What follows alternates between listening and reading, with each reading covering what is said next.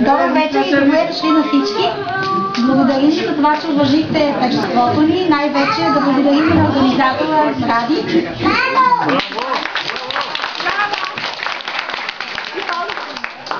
На самоделките от Чиповци и от Железна.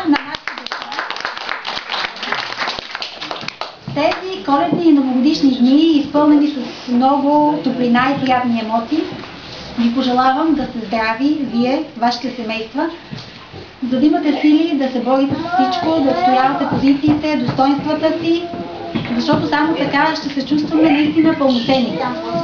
Нека да уважаваме родителите си, близките, приятелите си, да бъдем по-добри, да се обичаме, да имаме силите, да поздравяваме всеки ден по едно малко чудо, макар да е това и една усмивка, един добър жест.